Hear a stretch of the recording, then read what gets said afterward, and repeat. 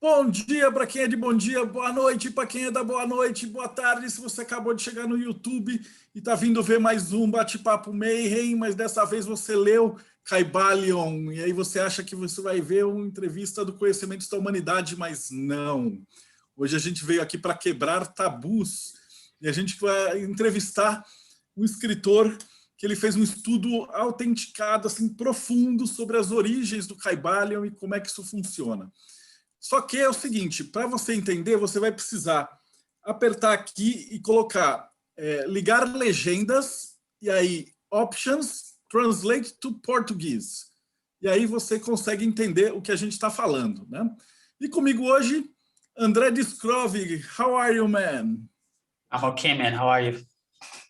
Oh, and today our guest is Nicholas Chappell. Discrove, can you tell us a little bit about our guest?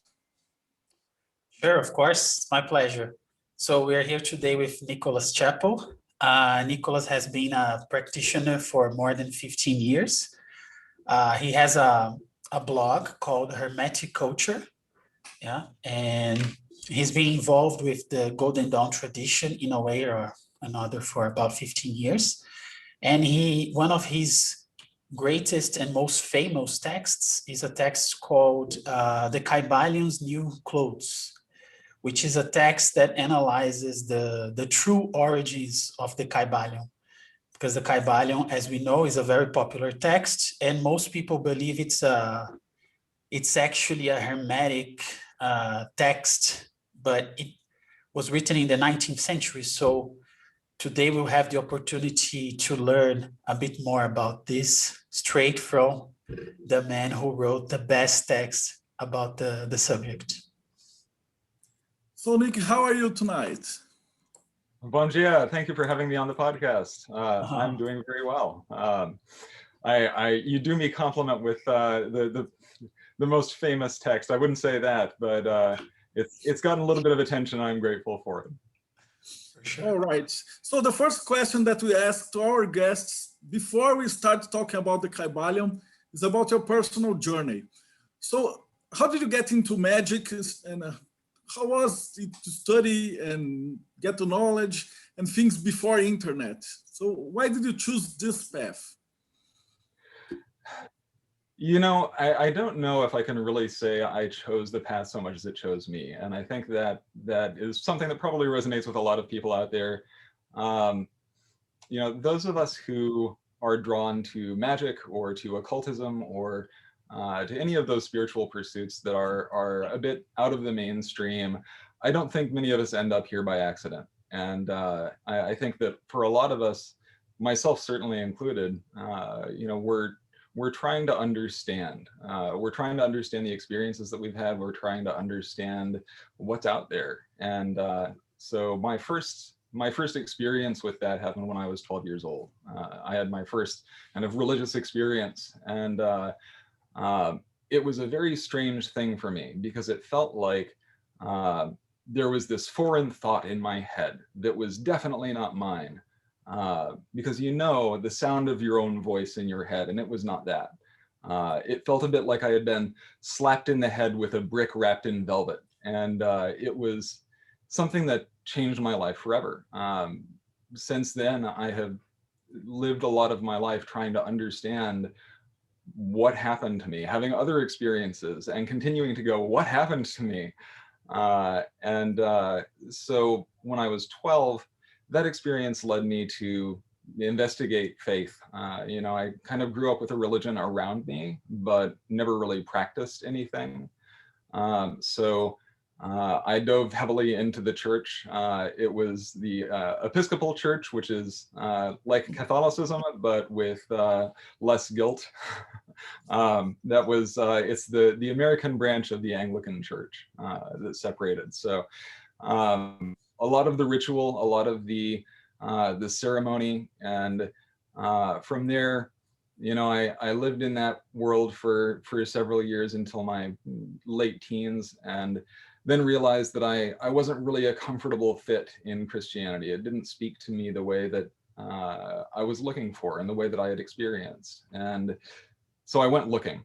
And that search has kind of continued ever since. But along the way, it led me to ceremonial magic. I had tried neo-paganism for a little while, tried kind of Wicca, and then I was in high school and a classmate of mine had Gareth Knight's book, A Practical Guide to Kabbalistic Symbolism.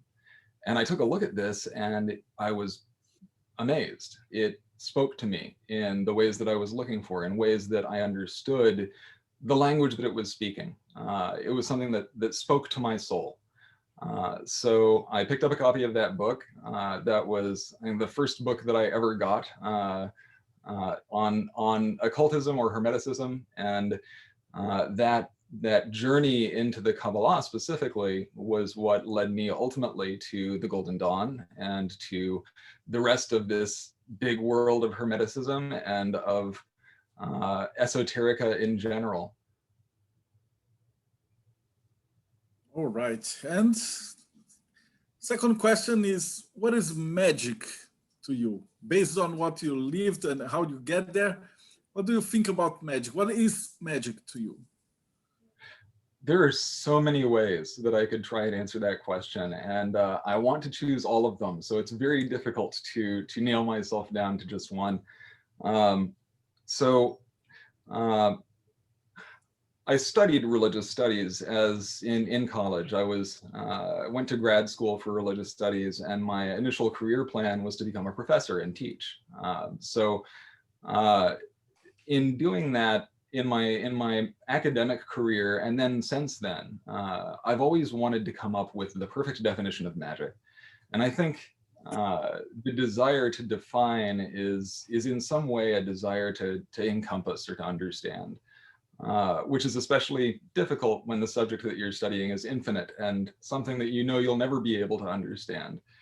But it doesn't stop me from trying. So one of my earlier blog posts, which I actually blog under a pseudonym. This is actually the first time that I have been interviewed under my actual name. I go by Spencer M. Graves on my Hermeticulture blog. So I'll head off that confusion. In one of my earlier blog posts, I try and get at a definition of magic. And I went back to that recently, and it's okay. But I wasn't really happy with it, because while I feel like the definition that I came up with holds okay, it misses a lot of the point. I spent a lot of my time trying to define magic, but in some ways the undefinability is the purpose.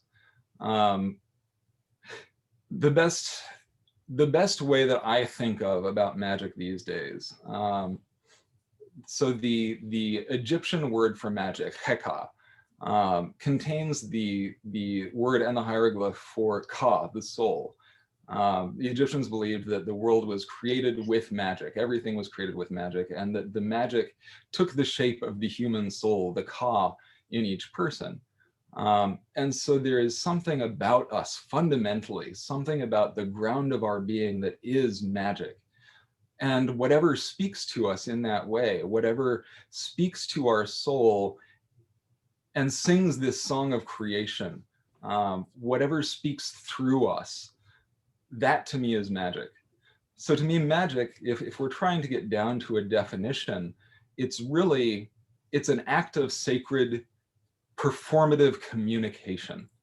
And that communication can be, to a deity, it can be to a spirit, it can be to our own higher selves or within ourselves, but it is always, to me, a song of creation that is from the heart. Great. Nick, now that we know a little bit about your journey and about your views on magic, could you tell us what led you to writing your famous article, the Caibalion's New Clothes? What was going on in your life? I mean, there must have been something that made you want to put that into words. What was that? There definitely was. And so I first wrote this article because I was angry and wanted to take out my rage. So this was a rage paper that I wrote. It was the first research paper that I had written since I left grad school. So my career plan kind of changed. I did not end up becoming a professor. I took another path in life, but so it was about that time when I was in grad school, I was first initiated into a Golden Dawn order. This was the Hermetic Sanctuary of Ma'at, back when that was running. And so, you know, I had studied Hermeticism and Western esotericism, intending to make the study of it my profession. And I had already had this exposure to the practice of the practical side of Hermeticism with my initiatory journey in the Golden Dawn, and then, you know, the other work that I had done previous to that.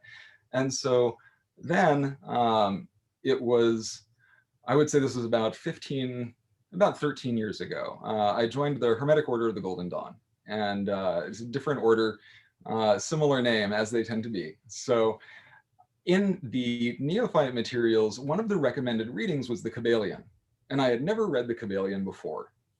So I read it. And it was an interesting experience, because imagine for a moment that you're an art history major, that you love Renaissance artwork, right?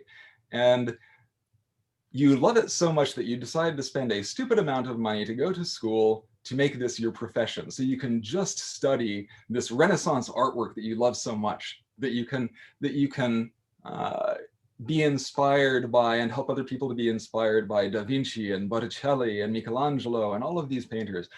And then you love it so much, in joining an academy of other people who want to paint in this Renaissance style, to do this artwork, you are shown a piece of art that is this inheritor of the Hermetic tradition, or in this case of the High Renaissance tradition, and it's an Andy Warhol painting, or a Monet, or something else that is decidedly not High Renaissance.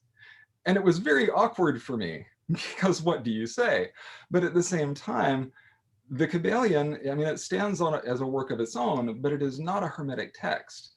And my apoplexy, my anger with spending my time reading this thing that was claiming to be, and accepted largely as, this foundation text in Hermeticism specifically, I didn't see any Hermeticism in it. And so I wanted to understand why, first off, people continue to hold on to this fiction that the Caibalion is Hermetic, and then also to be able to figure out, okay, so if it's not Hermetic, what is it exactly? What are we dealing with here? And why did it come out when it did? Why did it catch the popularity that it did? And to that question, the popularity question, I am still having more questions than I do answers. But yes, there were a lot of papers that I wrote because they were assigned. This one was personal. I see. So for us, we have a very young audience, but can you explain what is the Caibalion in your words? And because here in Brazil, it's like a sacred text. And if you are an Hermeticist, you must study the Caibalion and the laws. It's like memorize the laws. God. You have to memorize the laws. It's like the liberal legis, but for Hermetics. Yeah, you have to memorize the laws, and you have to start interpreting your whole reality based on these 7 laws. Otherwise, you're doing it wrong. So I'll start off by saying I don't feel like the Caibalion is bad per se. You know, it stands on its own. It's just not a Hermetic work. And so, you know, with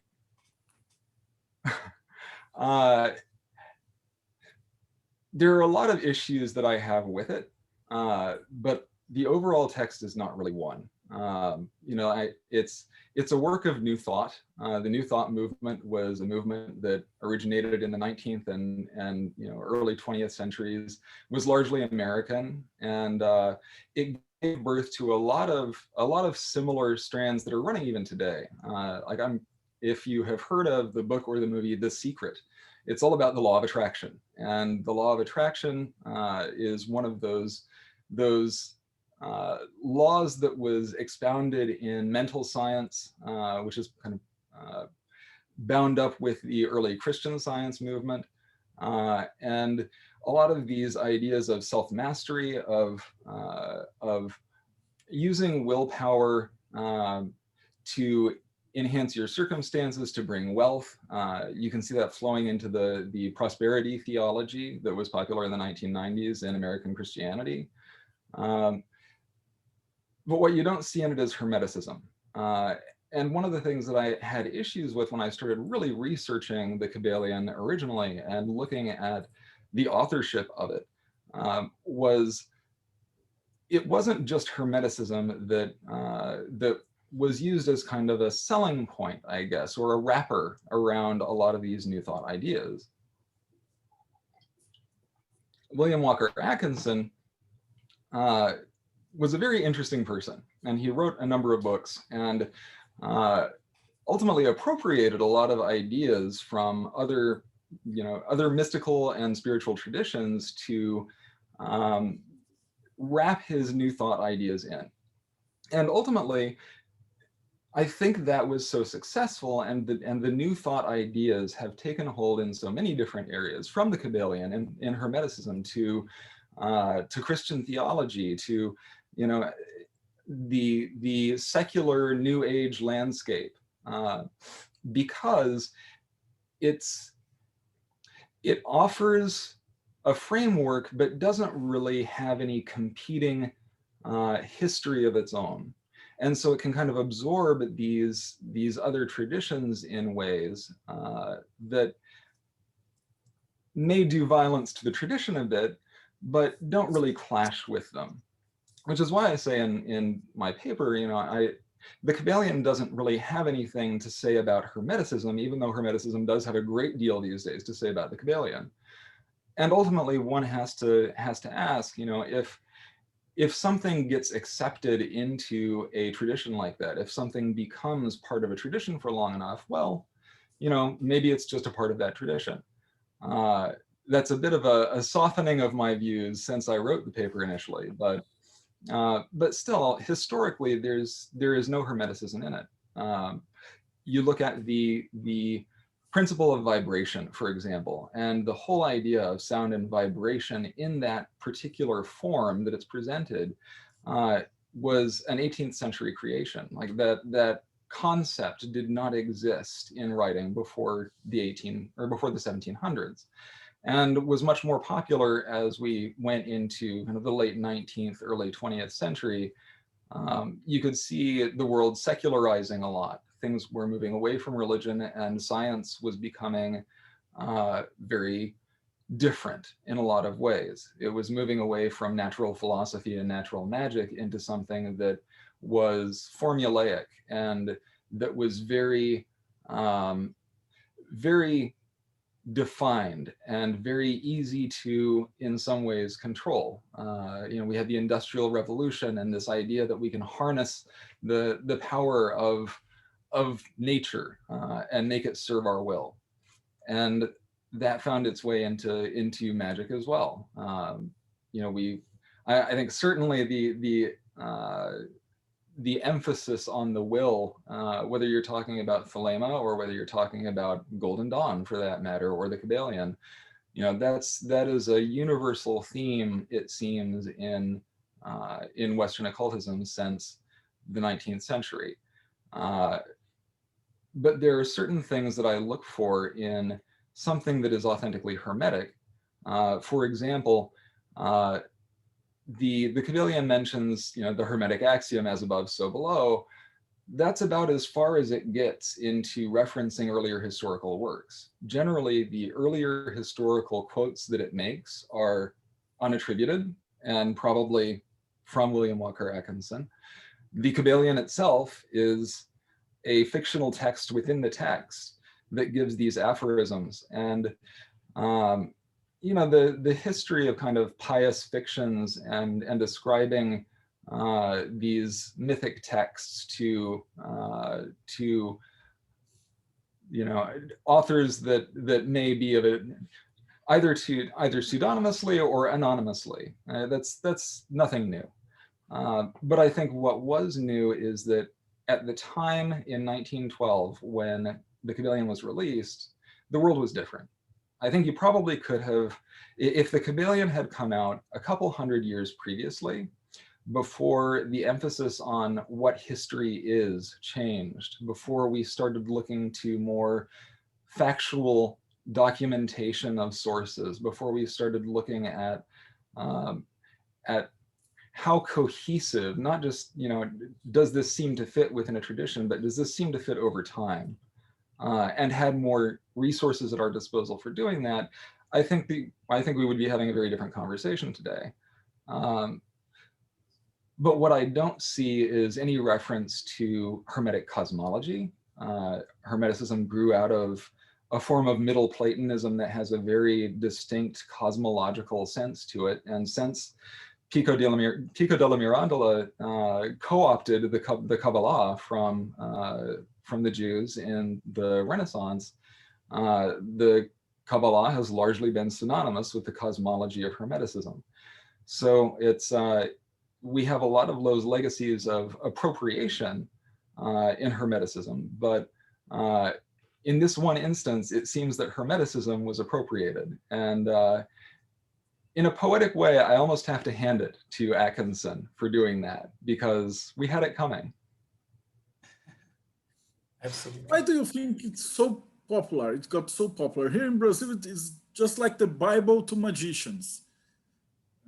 I don't know if it's like this in other countries. That was the main reason that we want to interview you. It's because here now it's regarded as the truth of the magic. So in reality, it's like the Necronomicon, and he wrote something about the laws and trying to put it on a book. So how did it get so popular? Well, one thing I would say too is that the Necronomicon may be a work of fiction, but there are still people who use it magically and seem to have success with it. So, whatever floats your boat. It's not my thing, but you go, necromancers. So for me, I don't know. I think one of the really difficult things in studying Hermeticism and studying esotericism in general is that there is so much out there.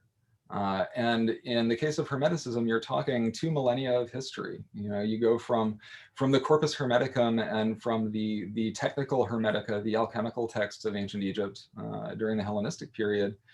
And then you have its resurgence in the Renaissance. You have, all of the occultism that has been done since then in the West has been influenced to some degree or another, largely by Hermeticism.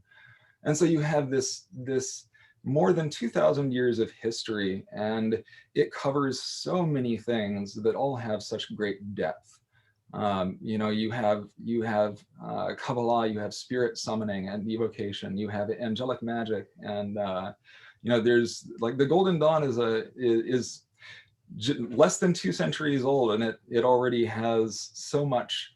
One person can make that any single area in Hermeticism a study for their entire life and never hit the bottom of it, which is the danger of doing any kind of mystical or magical pursuit, because it is infinite. You never hit the bottom of it. That's kind of the point. But the Caibalion, I think, has its popularity in large part because it presents an entry point.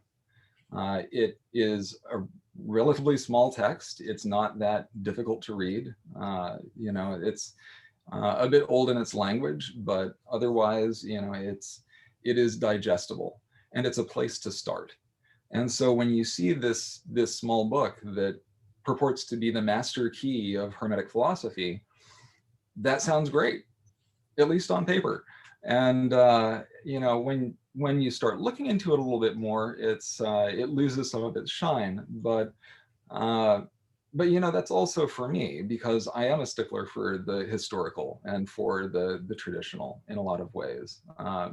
Even as we do kind of move forward, and magic is an always evolving thing. So, to anybody who isn't bothered by that, go for it. I am not here to rain on your Caibalion parade, but I think it's popular in part because it does give a place to start. in an ocean, a vast ocean of resources, it gives a place to start. And for a lot of people, especially for beginners, you know, if you see the Caibalion on a shelf versus, you know, Joseph Peterson's, you know, translation of Dee's 5 Books of Mystery, or, you know, the giant brick of The Golden Dawn by Regardie, or, you know, any number of other resources, it makes an appealing choice. Nick, do you think that we're talking about beginners, yeah, being that it's a book that it's digestible and it's easy to pick up and read? Do you think it could actually, at least in terms of ideas, somehow be harmful or detrimental to a beginner if this beginner in the future wants to delve deeper into Hermeticism and more grounded texts? Well, I think whenever you're talking about anything involving magic and spirit, you know, nothing is ever completely safe. But that said, I don't think there's any harm in it. I feel like every spiritual or magical discipline or perspective can work either to good or to ill. And that really depends on how balanced a person is, how grounded they are, you know, how they're approaching it. So anything can go bad, but there are a few specific ways that I think some of the thought that has come out of the New Thought movement can go bad. And I feel like if it's going to go bad, if you're going to be harmed by working the Caibalion, there are a few ways that I can see that can be done. And the first is that, so if you look at Christian Science, which arose out of the same kind of train of thought back in the late 19th, early 20th century, you know, there are certainly a lot of people who have died because they've refused medical treatment because they believe that their faith will save them. There are people who choose, instead of using their faith to help them survive in the world and to help them engage with the world, have used that instead of living in the world and receiving medical treatment, for example. And that's something that I think concerns me greatly. I don't see that with any modern occult practitioners, but I think it's worth noting because it's a symptom of a more insidious problem that I haven't seen with the Caibalion, but I think there is room for caution there, which is that when you make self-mastery, when you propagate this message that unhappiness, that misfortune, bad circumstances are solvable via the exertion of willpower and or of faith, when you make that into something closer to a prosperity theology of, if I have enough faith, I'll get money because God wants to take care of me, then I think you wind up risking blaming people, most especially yourself, for your misfortunes or for your unhappinesses. And so that's something that concerns me. Not something that I see actively happening, but I've seen it elsewhere other than the Caibalion, and that does concern me. So, you know, any magical or spiritual practice can be harmful to anyone. You know, all of the positive environments that we're looking for, all of the positive, you know, gains that we're looking for out of religion can be, religion, spirituality, magic, what have you, can be thwarted. You know, they can serve to poor purposes, but that's more an artifact of our humanity than anything else, I think. I don't think there's anything intrinsically harmful in the Caibalion. It may be as good a place to start as any. Okay. Nick, I don't know if you're familiar with Sam Block, the digital rambler. Yeah, I actually got to know your article through his recommendation, and he says that the Caibalion could be harmful in terms of ideas for for example, it's actually more detrimental to a student because it creates this false sensation that they are really studying something that is hermetic. And then when they actually have to learn and have to deal with the true corpus hermeticum or whatever other historically texts that have been historically proven to be hermetic, then they have to deconstruct a lot that was ingrained in their heads through the Caibalion. Do you agree with him in this? Yeah, I actually have been following Sam Bloch's work for a while now. I don't know him personally, but I'm a big fan of his work. And, you know, I don't disagree. I'm always the kind of person who, when asked a question like this, I'm always looking for the counterexamples. And so I can be very hesitant to make strong statements about things sometimes. But no, I mean, in one thing that I would say is if you don't want to be in the business of deconstructing ideas, deconstructing your beliefs about things and your assumptions, you probably shouldn't be doing magic.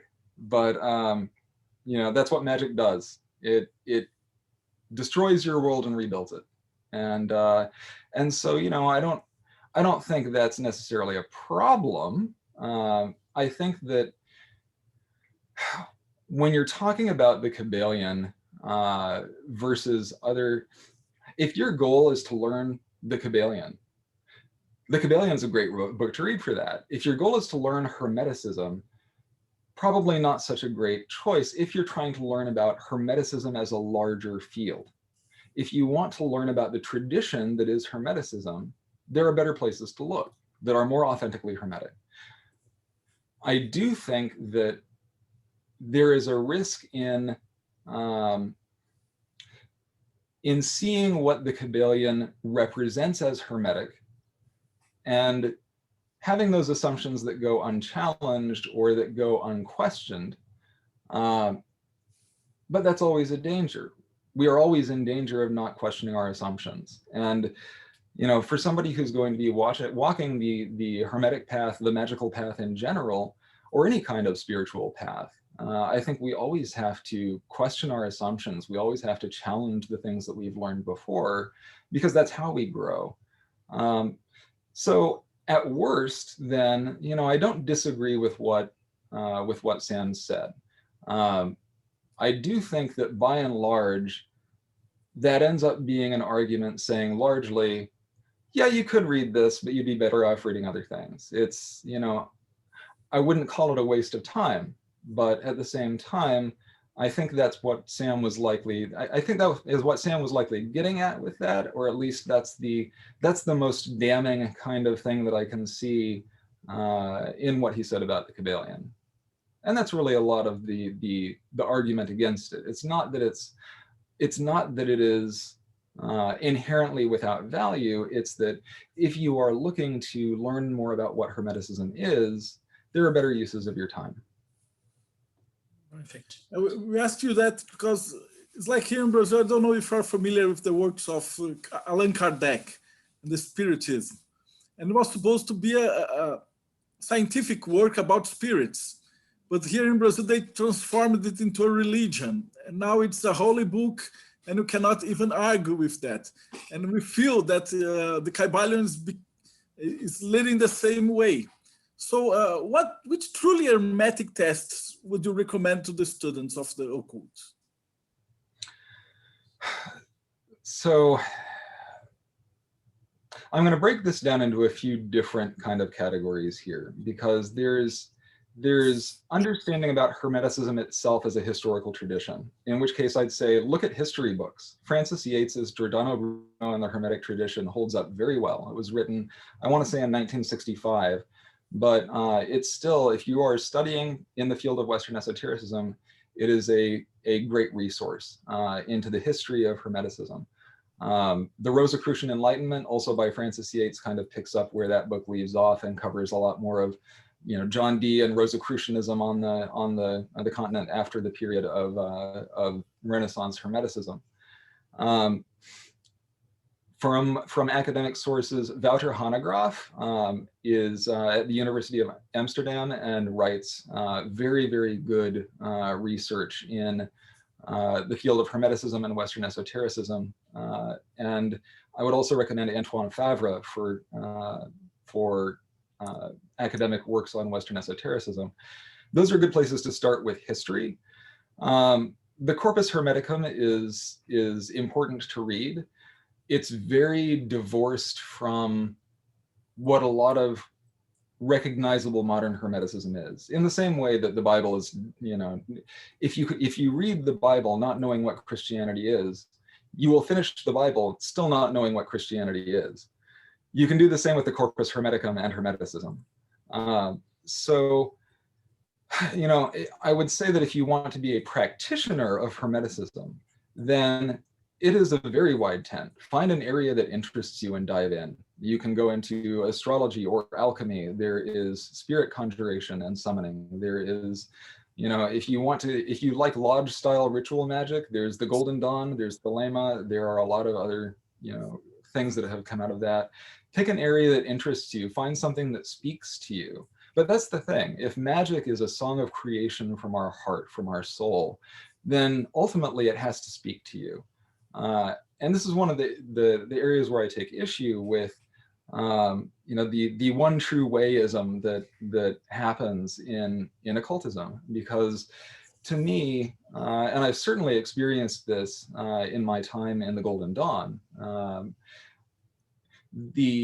the system becomes so systematized that you lose sight of what is important in it, of what drew you to it.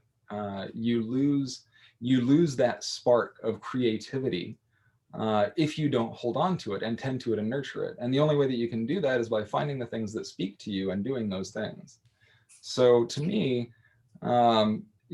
if you want some examples, like if you want to learn about Hermeticism, study history. If you want to practice Hermeticism, find an area that interests you and jump in.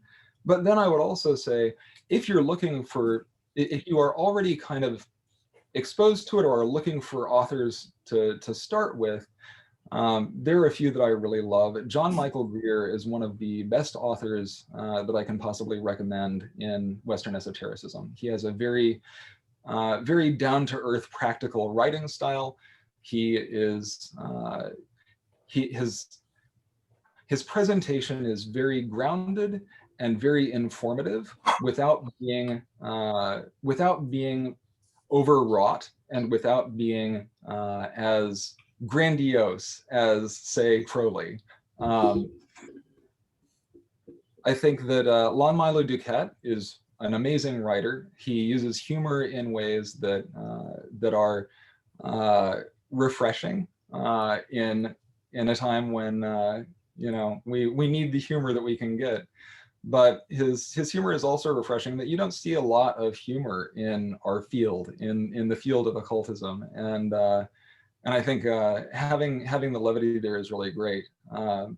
Rufus Opus, if somebody is looking to start with, if you're looking for a replacement for the Caibalion, look at Seven Spheres by Rufus Opus. It is a book on initiatory Trithenian style spirit conjuring, specifically archangelic and angelic, with relationship to the planetary spheres. It's a system of initiation that it gives a good place to start.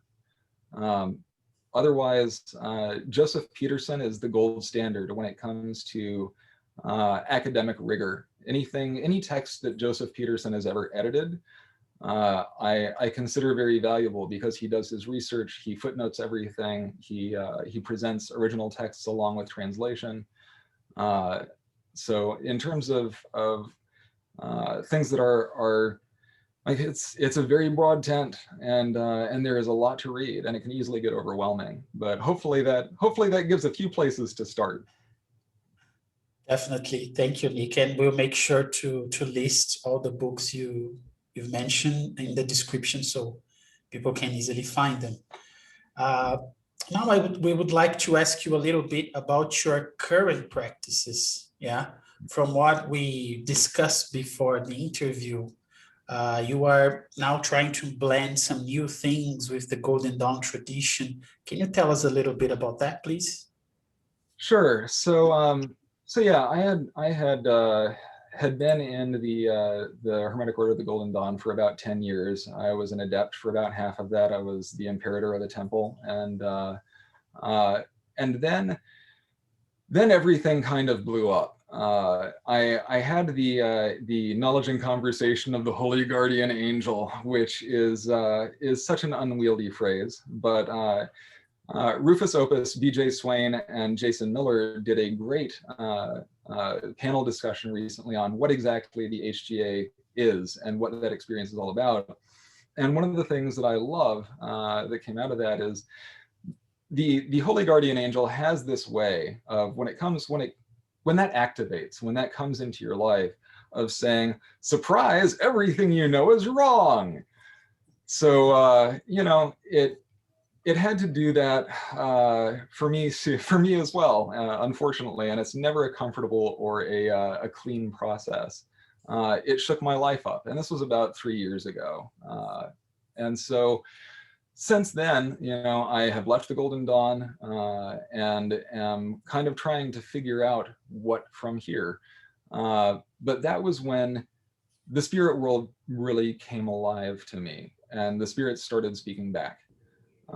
It was a lot to take in, and it still is frequently. Like I'm in a place in my life where I'm trying to make sense of what has happened to me, because I still don't know what happened to me. And I don't think any of us ever do fully from that experience. But, these days, I'm not a Golden Dawn magician anymore, even though I still use the Golden Dawn framework extensively. It's still a part of the fabric of my magical DNA.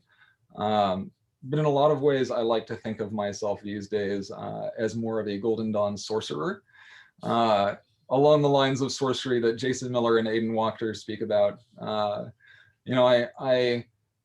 take the system and I use what speaks to me. And a lot of what does speak to me is that ceremonial lodge style, very scripted, very grandiose kind of magic. I love the ritual drama of it. That's what sings to my soul. And so I still incorporate that into a lot of my magical practice, but then there's the other part of it that I'm still struggling to reconcile.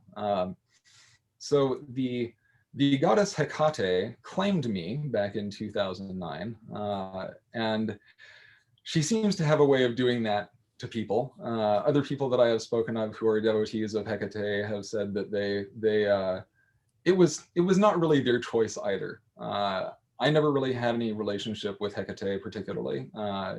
Couldn't really have told you much about her. And then in 2009, she just said, "Give yourself to me." And that was an odd thing. And what do you do? Like when you feel yourself in the presence of this God? So I was like, okay, sure.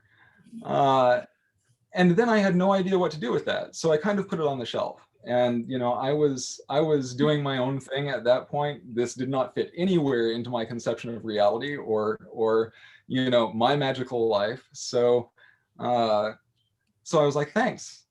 Nice to meet you. See you around? ? And then for many years, there was silence. I encountered her once more before 2018, and then in 2018, this was around the time of the HGA experience.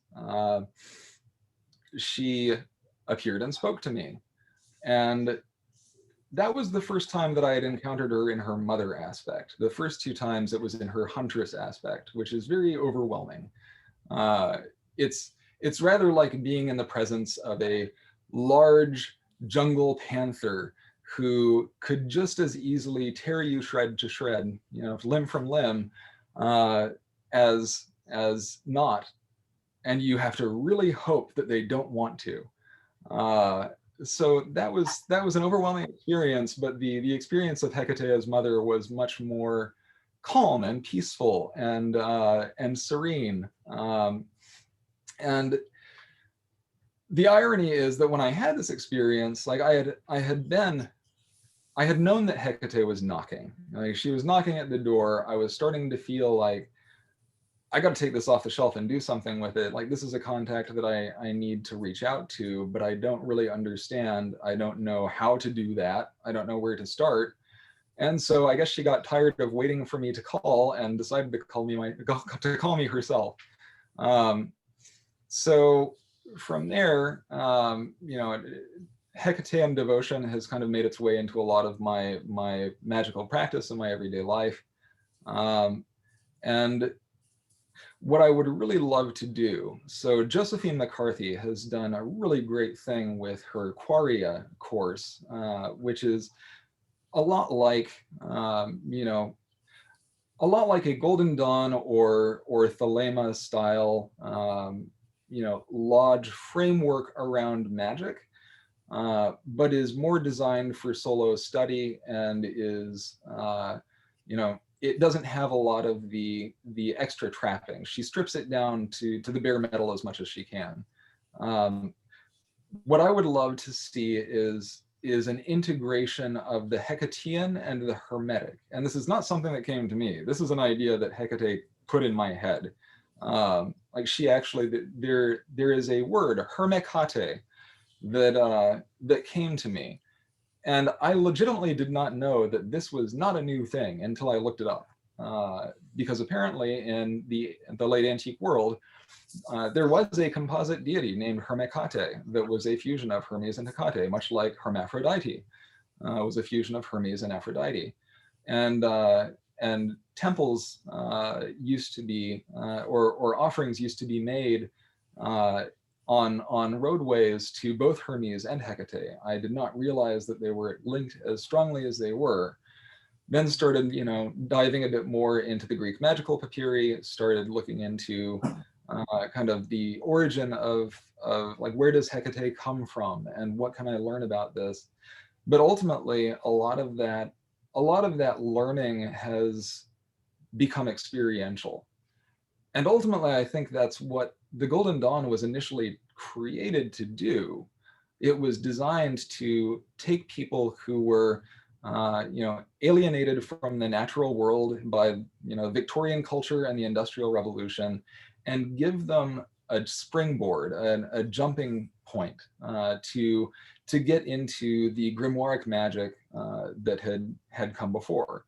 But grimoire magic was a very different thing from, you know, what accorded with Victorian English sensibilities, for one, and also, you know, it was a different world that they were living in at the time, and so people needed to be introduced to that.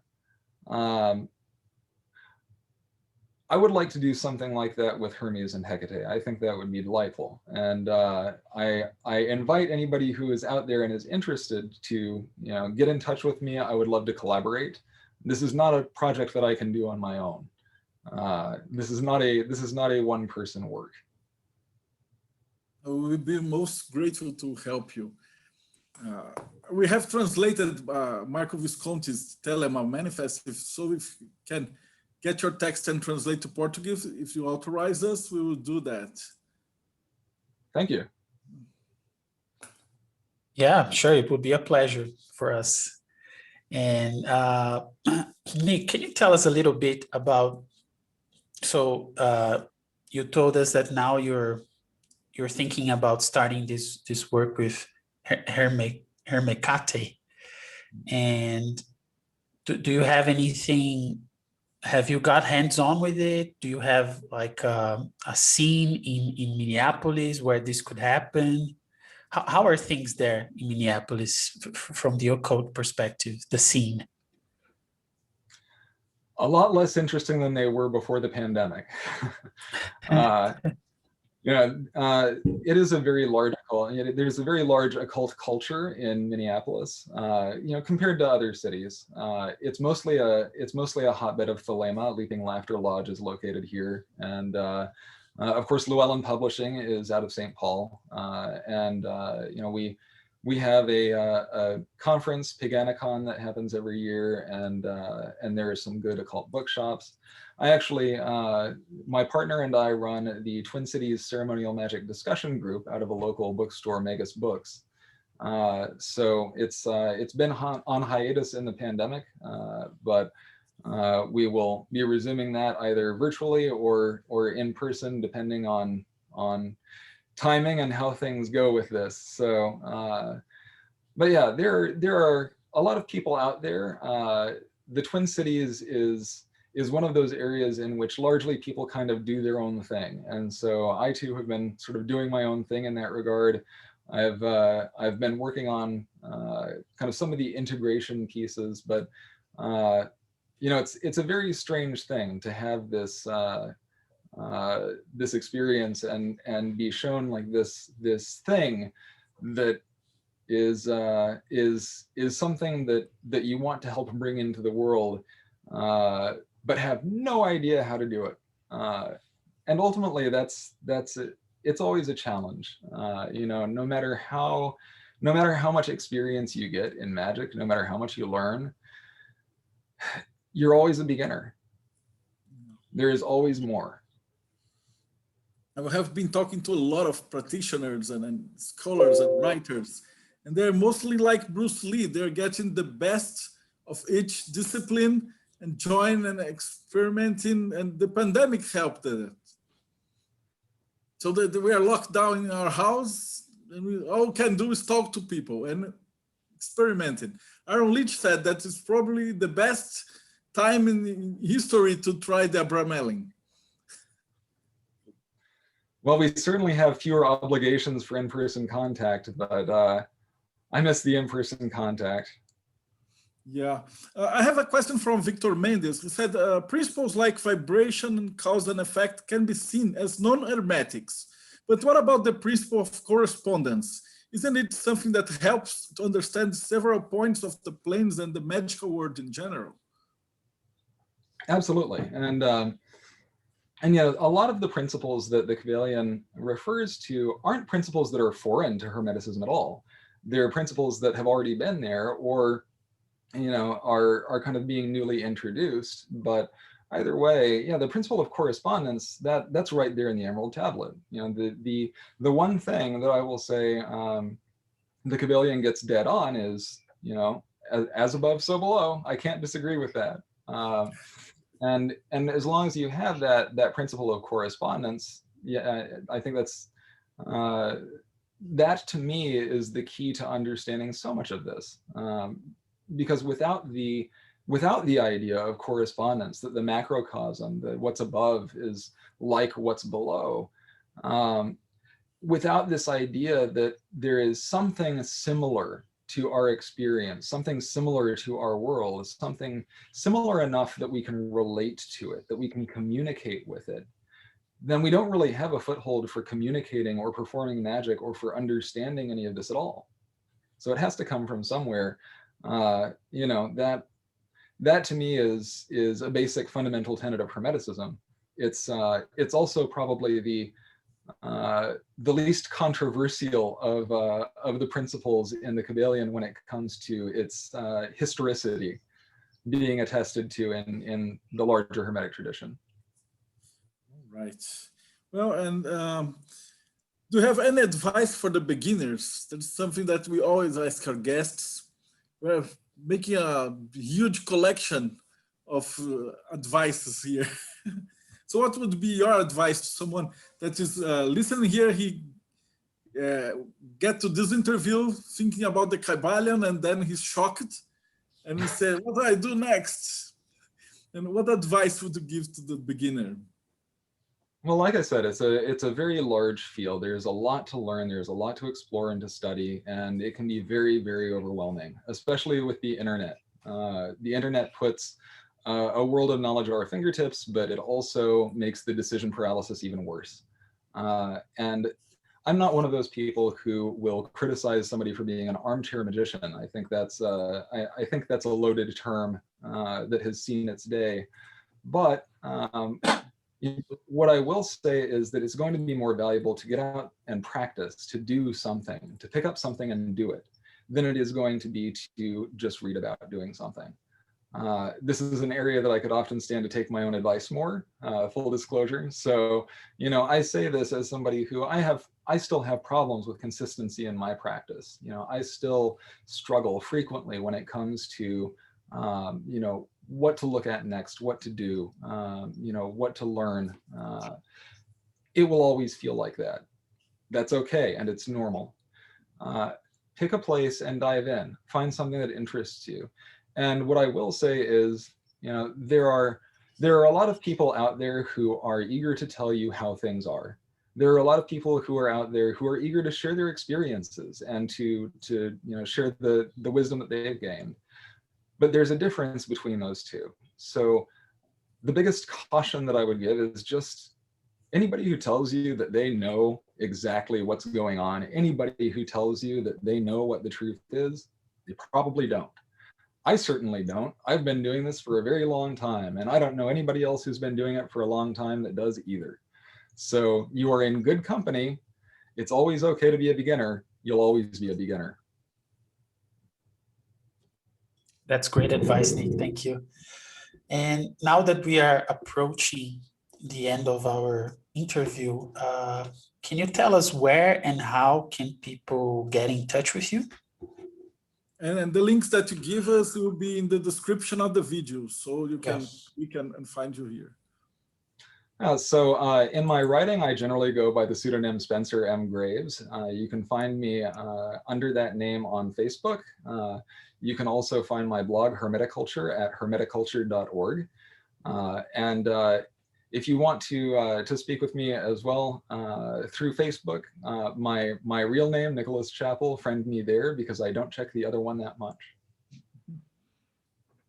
Okay, great. They asked me to ask you the question that we interview lots of religious leaders and people from several different religions, and said you should ask him too. That the question is, what do you think happens to us after we die? According to what you studied and your practice in the Golden Dawn and the spirits and Hecate and everything that you have seen the world, what do you believe? I don't really know what comes after this. I have had enough encounters with spirits of the departed to know that there is something of us that is us that survives after this life. I have no idea what that is going to be like. I don't know what the experience will be, but you know, I wish I could tell you that I have any idea. I know it's not the end, but I don't know what it is. That's great. It'll be an adventure. Any answer is as good as anyone. I think I've asked about 150 person and got like 100 different answering. So it's nice to just know your opinion. Well, thank you so much for your time. And Scrov, you want to say something? No, just want to thank Nick for taking the time to be here and share your knowledge with us. Thank you very much. Thank you so much for having me. All right, I will just say goodbye here and then we'll open cameras and speak a little more. E para você que acompanhou a gente, então não esquece, dá o like, segue o Nick, dá uma olhada nos links embaixo, apoia o canal e a gente se vê aí no próximo bate-papo Mayhem.